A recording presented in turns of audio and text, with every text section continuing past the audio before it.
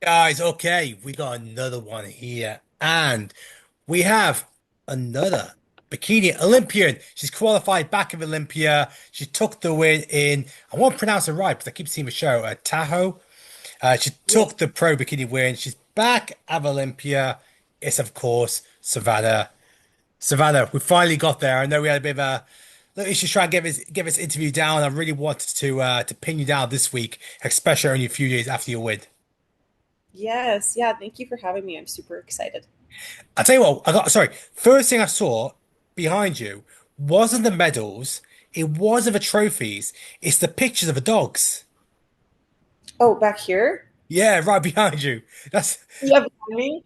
Yes. Yes. I do have two beautiful dogs. Yes. that's it. Literally, because I mean, I'm looking over my laptop right now because I got my gold retriever who's just had a hip surgery. I'm trying to Oh, stop him from licking his cut. It's his, unfortunately his second hip surgery of the summer. And it's Yeah, I can see him just staring at me. I've just got to keep an eye on him, make sure he's not licking the wound. So oh, how yeah, old is he? he's now 11. Oh, Yeah, so so what I have, he's a flat coat retriever. So my brother, I have a brother who passed away years ago, and it was his dog. okay. So his name is Gordon, my dog, and he means the world to me. And he's 14. So it's like once they get a little bit older, it just kind of breaks your heart a little bit more each day because you're like, we're getting a little bit closer to that day that we don't want to talk about. But so I love dogs. He's a sweetie. He's actually watching me right now from the Oh, there we doorway. go. Brilliant. Well, look, we can talk about dogs all day, but I'm sure the listeners actually don't want to hear much about the dogs. They want to talk about yourself, especially. Look, you got that Olympia, you got the Olympia qualification. I mean, looking at my lineup, it was strong, it was tough. Just talk to me about your season so far, because it's not been just a simple one show in your back. You've done multiple shows. Can you give us a bit of insight about the shows you've done so far this year? Yeah, the shows that I've done this year. So this was my fourth one of the season, and show number one was Indie Pro. Every show has been so magical and so special. Like they've all been incredible. But at the end of the day, we all go. We want to win, right? And so we're going to compete because we would love that Olympia qualification. So getting back into it, I started working with Jamie and Greg from Fit Body Fusion. That was my first show of the season with them, and at that point, that was my very best physique to date. So that already, won my previous physique, which the last show that I had done was 2023 Olympia. So I took, a year and a half off from competing, just working on getting, things in a better place mentally and physically. And it was a rough year. So getting back on that stage was a win in itself. And we had 36 competitors at that show. So I was like, oh my goodness, this is like a huge lineup. First show back, and there's like an incredible lineup. So at that show, I took home 11th, and that was, I was down on myself a little bit because I was like, dang it, like this is my best physique. And I knew at that point though, I was like, okay, this is our first show back. We got it out of the way, and now we're just going to work to be better than this one. And show after that was 2 weeks later, and it was Republic of Texas. And such each production is so unique and beautiful in their own way. And as a professional, they treat us incredible, and you just feel like a superstar up there. And the memories and the friendships that you make just make it that much better. At that show, I was able to crack that top 10, which was great. So I got ninth at that show, and we had 47 in that lineup. 47 I remember IFBB it. pros and some like incredible Olympians, and the lineup was insane. When I did the Olympia in 23, we had like 49 of us total. So I was like, this is like a mini Olympia. I was like, oh my goodness. But yeah, that one was amazing. The feedback that I got was from Indy, and that show was we just wanted to see a little bit more of a pop. So a little bit fuller conditioning was on point and things like that. They just wanted to see a little bit more of that pop. So what we did from show to show was just focus on intensity with training, more so, glutes and things like that. So really just tried to push hard. I had my husband there to help push me, hold me accountable, because you can get in your head and just go through the motions on your own when you're training. And okay, I've got 3 more reps left. Let's just get it done. So I was like, I need you to be there to help push me because I truly need to have a second person there just to see that I'm capable of more than I give myself credit in the gym. So we worked on that. And then after Texas, it was back-to-back peak weeks, and I'd never done that before. So that was exciting. And we did Chicago Pro. So Chicago Pro, beautiful and amazing. And I got 4th place there. So we kept moving our placements into the direction that we were, hoping. And my feedback with that one was my tan. So doing back-to-back shows was tricky because I was still holding on to some of my previous tan. And I'm so fair skinned. I'm pasty. I'm like translucent pretty much. So it takes a lot of layers and things to get me to that desired color on stage. And we decided at that point, we were like, okay, let's just moisturize like crazy to try to preserve what we have. And then we'll apply our next coats of tan for that show. And I ended up pulling in a little bit darker in different places. And so that was my only feedback from Chicago, was that the tan was a little bit off, which we knew, which is something we're like, dang it. We tried to focus on what we could control with that, but we're like, okay, that's okay. Just work to be better for the next one. And Tahoe actually was not on my list of shows that we had planned to do. So this season, Jamie gave me those 3 shows that we were like, okay, these are the shows that we're going to do, and we'll just see how they go from there. And I brought up Tahoe to her, and she was like, I really want to be there for that one, but that's when Masters Olympia is in Tokyo. And I was like, listen, I want to do this show. And she's like, I support it fully. She's like, I'm just sad I'm not going to be there because like I'd love to obviously be there with you.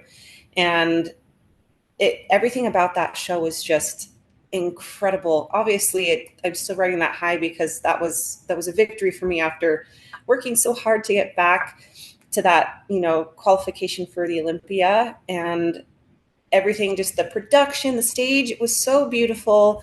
I've never been there before, so it was just, Lake Tahoe was gorgeous and so blue. But that lineup was a little bit, we had 16 athletes. So I was like, okay, this is a lot better than 47. Like, all right, we shouldn't be there, for like 12 hours at this point. But I just felt going into that show, you can kind of get in your head. And after not taking home a win for those first 3 shows and not being close, feeling like I wasn't close to it, I was like, okay, I don't want to have any expectations of sorts, but I just want to know that I've been better than I was those previous shows, that I just kept improving from the last one. And I felt like I had. And so I was like, okay, this is a win in itself. I'm going to go in here and just enjoy, find joy in the journey is one of the things that my dad's always told me since growing up. And I have it tattooed on my arm right here in his handwriting, just to remind me just to not focus so much on that end destination, but enjoy every little step in between to get to that. So I have this here as a reminder, which is really helpful for me. And I had my dad and my husband at that show. They've been to every single one. And just creating those memories and being present with them helped me to relax a lot more and be more confident up there on that stage, just knowing that they were there. And I was like, okay, like, what have we got to lose? An Olympia qualification, I guess. But, I was like, we're just going to have fun and be here, do our best. And it worked in our favor, and the stars aligned. And any day could be anyone's day. It just depends on how you peak, who the lineup is. And that day was my lucky day. And here we are. Sorry, I can ramble for forever. I want to just something you said there, because something to help you stay present was obviously your partner was there, your father was there. So I guess there is a hidden message there to other competitors, whether it's a pro amateur, that feel that sometimes it's like a solo journey. And I guess is there far more enjoyment than making sure that you have those people that love you to be there, given the fact that they've experienced that journey that you've been on to get to the stage, those months and months of prep and early mornings of cardio, the meal prep, for them to all be there as a celebration of what you've achieved. Yeah, I always had them cheering me on. And back growing up, I ran cross country and track, and then I also did cheerleading. So I was grateful enough to be able to learn kind of how to hone in those feelings before you're preparing for a race or a competition or things like that. So it was something that, my dad like has instilled in me to just be present with all of those things. But I think what's helped me a lot is the support system that I do have, and I'm very grateful for that. I know that this sport can be very isolating for most of us. There's so many people who compete. We can all relate to those struggles, the challenges, but at the end of the day, it's up to us to decide whether or not we are going to follow our plans, get that workout in, follow our meals to a T, all of those things. And it can be isolating, but I think being in that moment, checking little things off here and there, like, okay, we've made it through this day. One meal at a time, like we've got it. And then just having that support in those moments of doubt, which I'm not gonna lie, I had so many of them because I just getting back into things. It's hard, and I think this sport can be more difficult mentally than anything. It's easy to get into the gym, get that training done, and making sure you're hitting your macros or your meal plan can be challenging as well. But I think it's the mind games that you play with yourself. It can truly be one of the most difficult places mentally. But I think overcoming that makes, whether you win or not, it makes this sport that much more meaningful, knowing that you can overcome these difficult things. You can make it through. It's not the end of the world. It's always going to be, brighter the next day. You just have to make it through. And looking back, I'm like, man, all of those moments of doubt and whatnot, I'm like, it's not, it doesn't fit in that big picture, So it's like that takes away from the whole experience if you dwell in that doubt. So, And I just want to touch on, you talk about doubt. So how did you overcome the doubt that was facing you that may have just been lingering in your head? Because of course, a lot of competitors will always go through that doubt of whether they're good enough, whether they should continue, whether they need to make changes. How did you overcome that doubt to ensure that it didn't impact, what obviously would have been, the next show, qualify for Olympia? I would be lying if I said I still don't struggle with that, because I think all competitors and every human being, I think it's just human nature to, doubt things and at times. And it's hard to set aside, like in this sport, you're comparing yourself with others, but you're also comparing your past looks and whatnot. So it's being able to compartmentalize, you know, comparing yourself to others. Like, okay, you can really get in your head being like, I'm not good enough. The judges don't see that what I might see, like this is my best look, but maybe this was my worst placing. And so that does create that doubt there.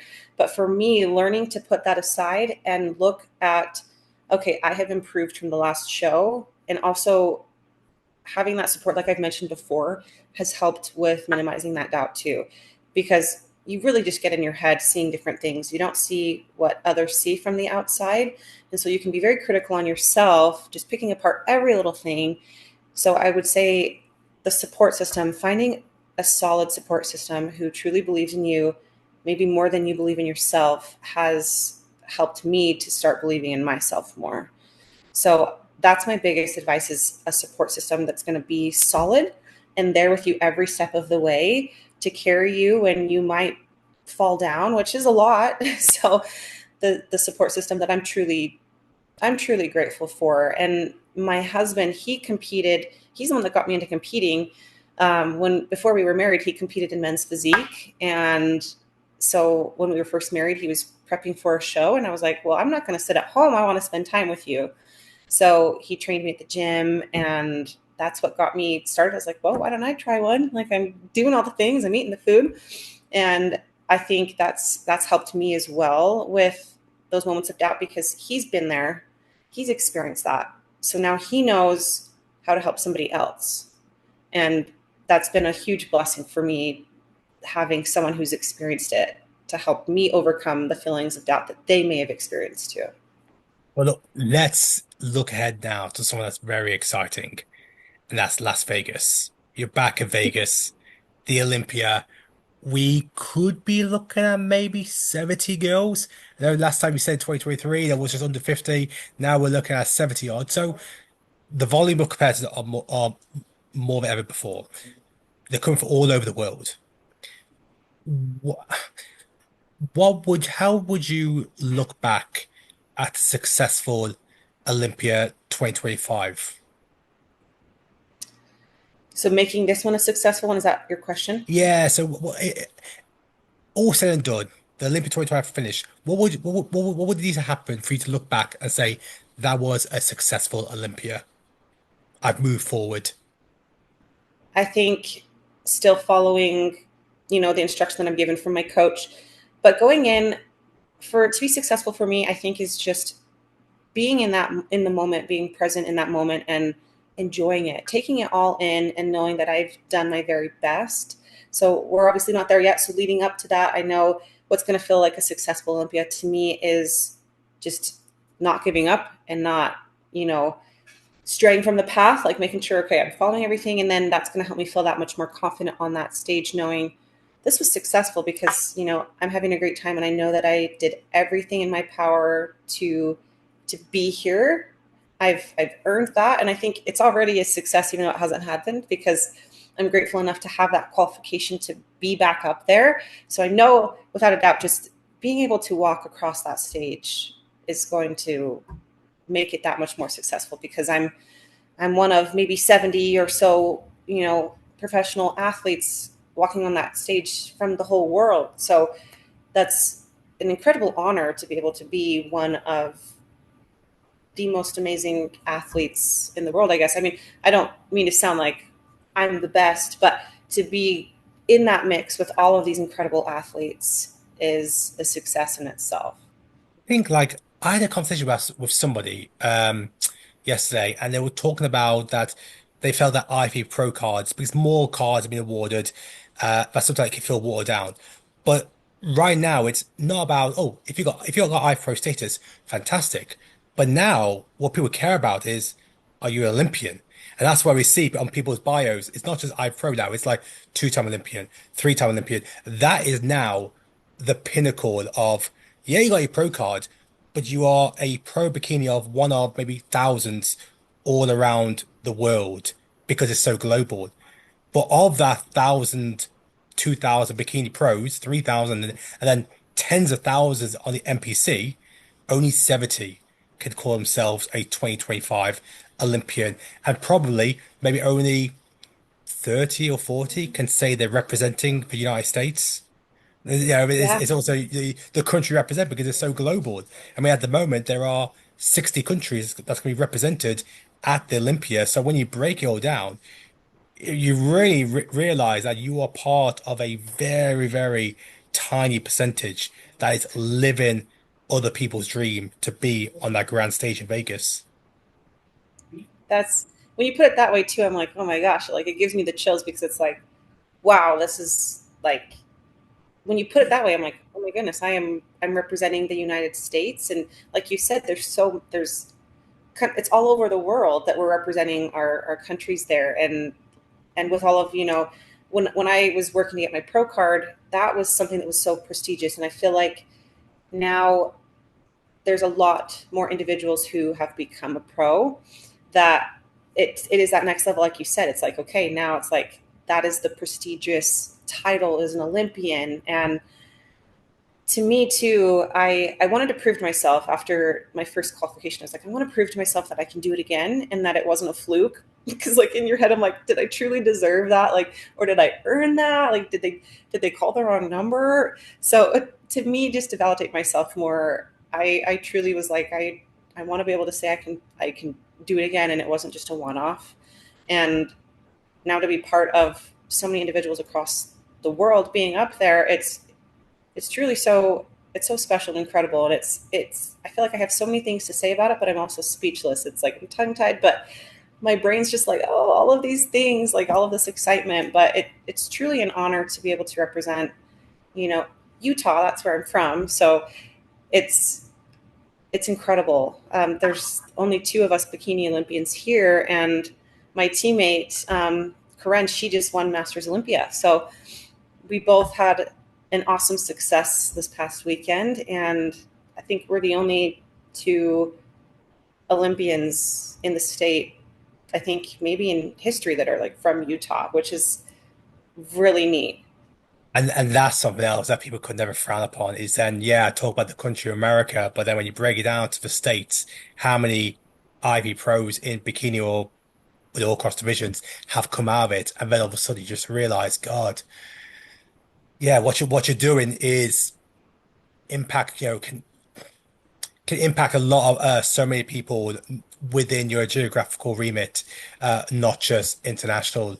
I mean, look, Sam, I'm super excited to see what happens at the Olympia Yeah. 2025. It's definitely going to be very exciting because it really is open, not just in regards to who can take the title, but also I do feel that it is open in regards to who might break into the top 10 or the top 15 as well with the volume of competitors who are all just pushing the boundaries of bringing the absolute best. I think it's definitely going to be one of the most exciting Olympias to watch. So it's great to see that you're now back at Olympia.